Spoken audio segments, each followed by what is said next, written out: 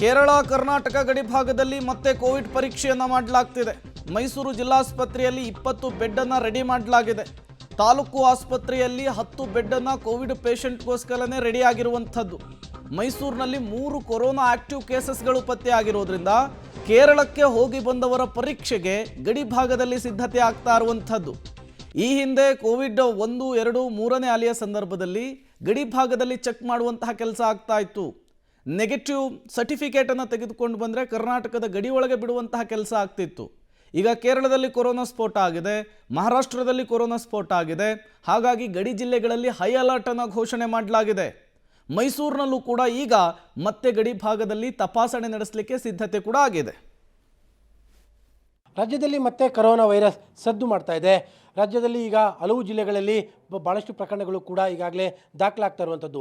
ಮೈಸೂರಿನಲ್ಲೂ ಕೂಡ ಈಗಾಗಲೇ 3 ಪ್ರಕರಣಗಳು ಕೂಡ ದಾಖಲಾಗಿದ್ದಾವೆ. ಈಗ ಇದ್ರ ಬಗ್ಗೆ ಮಾತಾಡೋದಕ್ಕೆ ಸ್ವತಃ ಮೈಸೂರಿನ ಜಿಲ್ಲಾ ಆರೋಗ್ಯಾಧಿಕಾರಿಗಳಾಗಿರುವಂತಹ ಡಾಕ್ಟರ್ ಕುಮಾರಸ್ವಾಮಿ ಅವರು ನಮ್ಮ ಜೊತೆಲಿದ್ದಾರೆ. ಸರ್, ಪ್ರಮುಖವಾಗಿ 3 ಕೇಸ್ ಬಂದಿರುವಂಥದ್ದು ಏನು, ಹೊರಗಿನವರ ಯಾರು ಸರ್?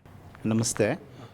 ಈ ವರ್ಷ ಸುಮಾರು ಜನವರಿಯಿಂದ ಇಲ್ಲಿ ತನಕನೂ 78ಕ್ಕೂ ಅಧಿಕ ಪರೀಕ್ಷೆಗಳನ್ನು ಮಾಡಲಾಗಿದೆ.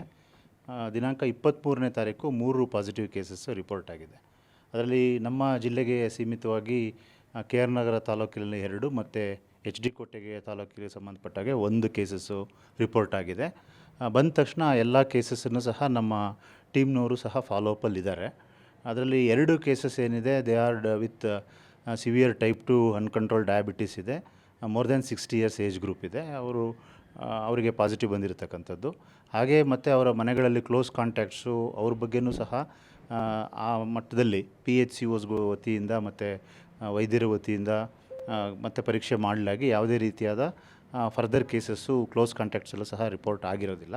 ಈ ನಿಟ್ಟಿನಲ್ಲಿ ಈಗ ಏನು ಮಾರ್ಗಸೂಚಿ ನಮಗೆ ಬಿಡುಗಡೆ ಆಗಿದೆ, ಎಸ್ಪೆಷಲಿ 60 ಇಯರ್ಸ್ ಮೇಲಿರತಕ್ಕಂಥ ಏಜ್ ಗ್ರೂಪ್ ಇರತಕ್ಕಂಥವ್ರಿಗೆ ಮತ್ತು ಅಸೋಸಿಯೇಟೆಡ್ ವಿತ್ ಕೋಮಾರ್ಬಿಡಿಟಿ ಇರತಕ್ಕಂಥವ್ರಿಗೆ ಹಾಗೂ ಗರ್ಭಿಣಿ ತಾಯಂದಿರಿಗೆ ಹಾಗೂ ಮಕ್ಕಳುಗಳಿಗೆ ಬೇರೆ ಸಿಸ್ಟಮಿಕ್ ಡಿಸೀಸಸ್ ಇರತಕ್ಕಂಥ ಗ್ರೂಪ್ ಏನಿದೆ ಅವರಿಗೆ ಸ್ಪೆಷಲ್ ಫೋಕಸ್ಡ್ ಆಗಿ ನಾವು ಟೆಸ್ಟ್ಗಳನ್ನು ಮಾಡ್ತಕ್ಕಂಥದ್ದು.